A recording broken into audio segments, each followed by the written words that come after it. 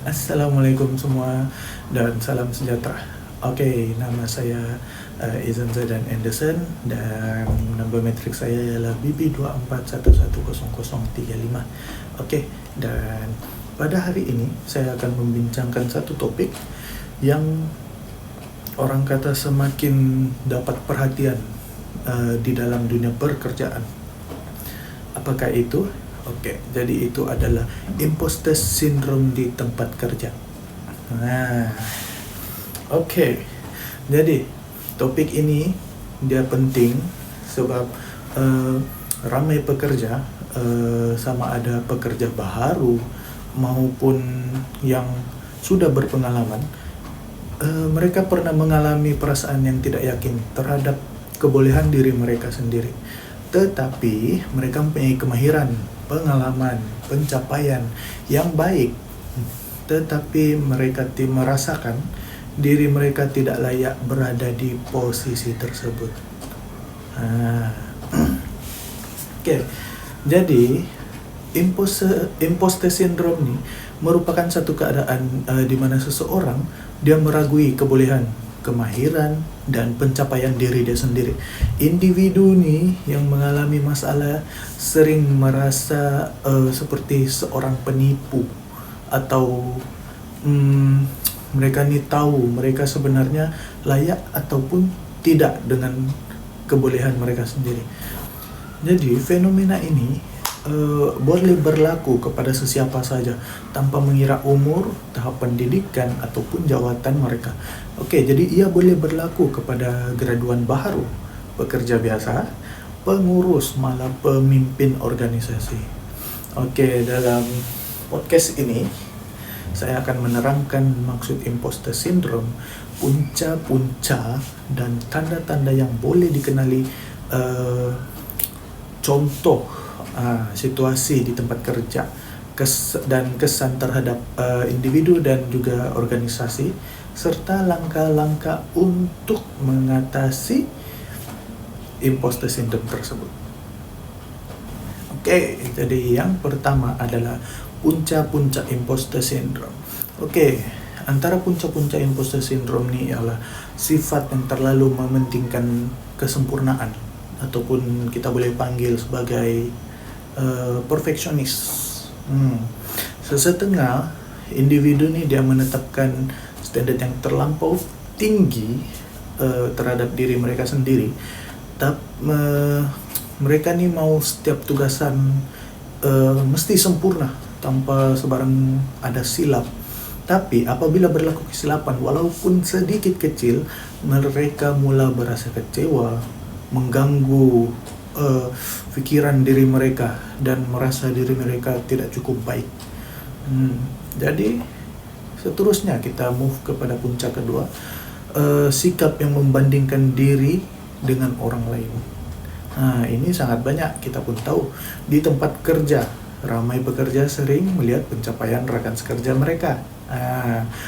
Bila dorang melihat orang lebih berjaya nih, ataupun lebih berpengalaman dari mereka, jadi dorang nih merasa rendah diri dan dorang takut akan dorang punya kebolehan diri sendiri. Selain itu, bekerja dalam persekitaran baharu nih juga boleh menyebabkan seseorang mengalami imposter syndrome. Kenapa? Oke, sebagai contoh, pekerja baru yang memasuki organisasi. Oke, jadi di sini mungkin mereka akan merasa kurang yakin karena masih belum biasa dengan budaya kerja ataupun tugas yang diberikan oleh mereka. Jadi mereka sering beranggapan bahwa orang lain ini dia lebih berpengalaman ataupun berkemahiran daripada mereka. Jadi media sosial juga menjadi salah satu faktor penyumbang. Pada masa kini, ramai individu berkongsi kejayaan mereka di media sosial, tetapi jarang berkongsi capaian atau kegagalan yang dorang alami. Jadi ini keadaannya akan menyebabkan seseorang berasa bahwa orang lain sentiasa berjaya ataupun sukses banding daripada dirinya sendiri. Jadi dia rasa dirinya nih ada ketinggalan gitu. Oke, tanda-tanda imposter syndrome. Yang pertama, terdapat beberapa yang boleh menunjukkan imposter syndrome ini. Yang pertama ialah mereka selalu meragui diri mereka sendiri. Jadi mereka nih sering berpikir bahwa mereka tidak cukup bijak, ataupun tidak cukup berkemahiran, ataupun tidak layak memegang sesuatu jawatan. Nah, tanda yang kedua adalah menganggap kejayaan yang diperoleh hanya disebabkan oleh nasib. Tapi kalau saya banyak yang jenis untuk tanda kedua. Walaupun telah bekerja keras dan menunjukkan prestasi yang sangat baik, mereka nih masih percaya bahwa kerja tersebut berlaku karena nasib ataupun bantuan orang lain. Jadi tanda yang ketiga ialah takut melakukan kesilapan. Oke, jadi mereka sering mengelak cabaran baru karena takut gagal atau dikutuk orang lain. Sebab kita juga tidak boleh tahu dengan orang lain punya cakap. Jadi selain itu mereka juga cenderung kerja secara berlebihan untuk kasih tunjuk mereka punya kemampuan. Jadi sampailah mereka buat bimbang dengan kesilapan. Dorang takut apabila dorang terlampau overwork, jadilah satu silap, dorang takut begitu. Oke, kita move untuk pergi ke next point seterusnya. Oke, jadi di sini next point dia adalah mengapa imposter syndrome semakin kerap berlaku. Oke, jadi pada masa kini dunia pekerjaan semakin kompetitif. Jadi organisasi sentiasa mencari pekerja yang mempunyai kemahiran tinggi dan mempunyai yang boleh memberi prestasi yang sangat cemerlang kepada organisasi tersebut. Oke, jadi keadaan ini yang menyebabkan ramai pekerja merasa tertekan untuk sentiasa menjadi yang terbaik. Sebab mereka takut melakukan kesilapan karena bimbang dianggap tidak kompeten ataupun tidak bekerja keras untuk terhadap sesuatu tugasan tersebut. Oke, selain itu perkembangan teknologi dan media sosial juga menyebabkan seseorang ini lebih mudah membandingkan diri dengan orang lain. Jadi mereka melihat kejayaan orang lain setiap hari dan mereka mulai merasakan bahwa diri mereka tidak cukup berjaya disebabkan oleh media sosial tersebut. Akibatnya ramai pekerja mulai kehilangan keyakinan terhadap kebolehan mereka sendiri, walaupun sebenarnya mereka nih mempunyai potensi yang sangat besar, cuma mereka ada merasa takut sedikit. Oke, jadi di sini saya bagi contoh situasi tempat kerja. Oke, jadi untuk kita paham isu ini dengan lebih jelas, kita bayangkan seorang pekerja muda bernama, kita panggil perempuan ini nama Wada kan. Oke, jadi Wada ini baru saja menamatkan dia punya pengajian university dengan keputusan yang cemerlang. Jadi selepas beberapa sesi temu duga nih, beliau berjaya memperoleh pekerjaan sebagai pelatih pengurusan di sebuah syarikat yang besar. Oke, jadi pada hari pertama bekerja, Wada ini mendapatkan kebanyakan rekan sekerjanya dan mempunyai pengalaman kerja yang lebih luas. Keadaan ini dia menyebabkan beliau mula merasa gugup dan tidak yakin ataupun tidak confident terhadap diri dia sendiri. Jadi beberapa minggu kemudian, Sarah berjaya menyiapkan satu proyek yang penting dengan sangat sukses. Penyelia Wada nih sangat setuju dengan hasil kerja tersebut dan bangga menyatakan bahwa Wada ini menunjukkan prestasi yang sangat baik. Tapi Wadani dia berasa tidak bangga dengan pencapaiannya, tapi sebaliknya dia menganggap kejayaan tersebut berlaku karena nasib dan bantuan daripada rekan sekerjanya. Jadi apabila diberikan tanggung jawab yang lebih besar, Wadani mulai berasa takut dan bimbang. Dia takut melakukan kesilapan. Jadi beliau kerja lebih masa, tugasan yang diberikan nih lebih laju sebab takut akan dengan buat kesilapan. Tapi walaupun sebenarnya Wadani merupakan seorang pekerja yang berkebolehan, Wadani gagal melihat nilai dari kemampuan dirinya sendiri.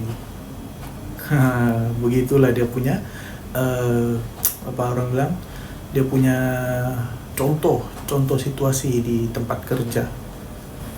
Oke, jadi kita pergi ke poin seterusnya, yaitu analisis dan kesan imposter syndrome. Oke, jadi berdasarkan contoh situasi tersebut yang tadi, kita dapat melihat bahwa imposter syndrome ini dia boleh memberi pelbagai kesan negatif terhadap seseorang individu.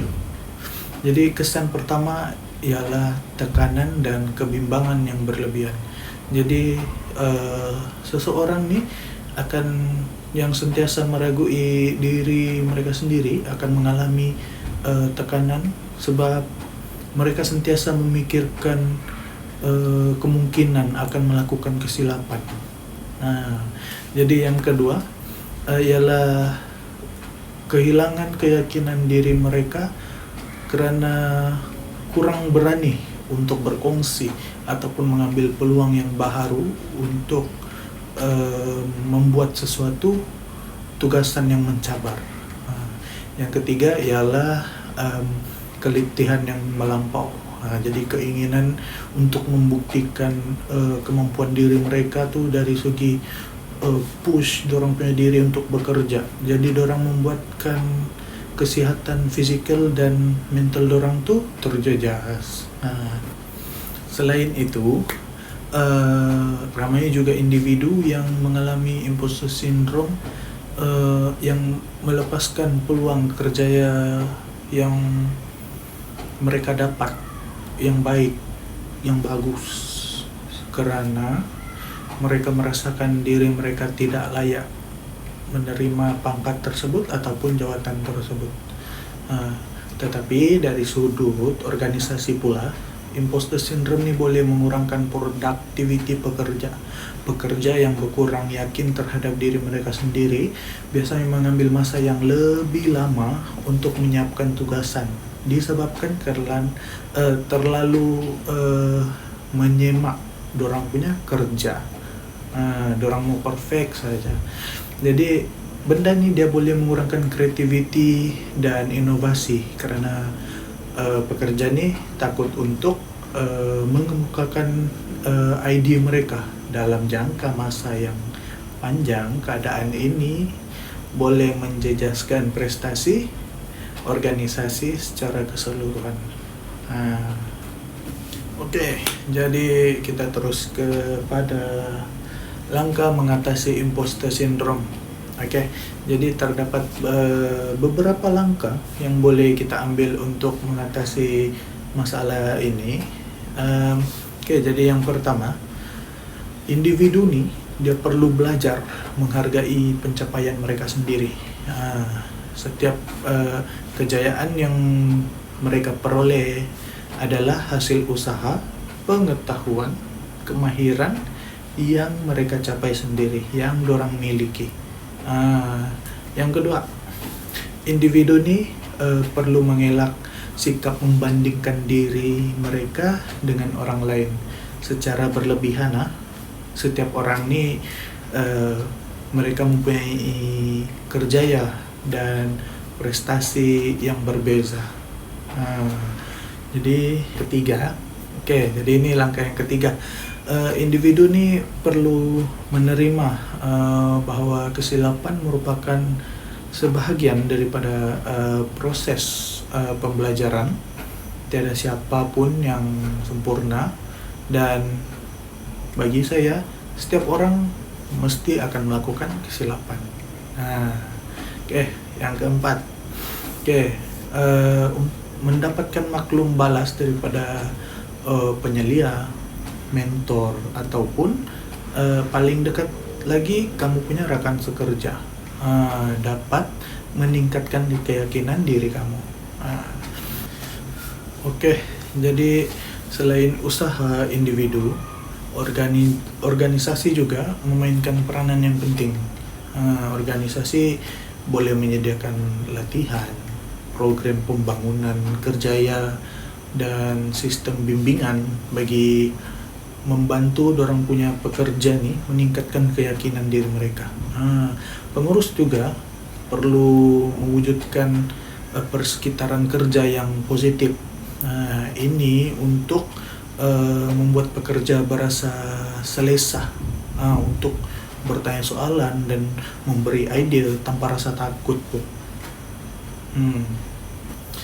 Oke, guys, jadi untuk menutup podcast ini, jadi sebagai kesimpulan, imposter syndrome di tempat kerja nih merupakan satu isu yang boleh menjejaskan keyakinan diri, prestasi kerja, dan kesejahteraan mental seseorang individu. Tapi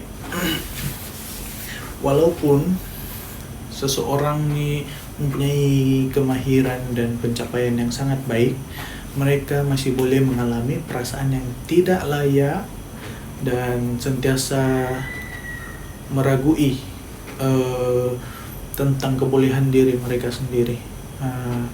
Jika benda ini tidak ditangani dengan baik, masalah ini boleh menyebabkan tekanan, kebimbangan, dan juga keletihan yang melampau.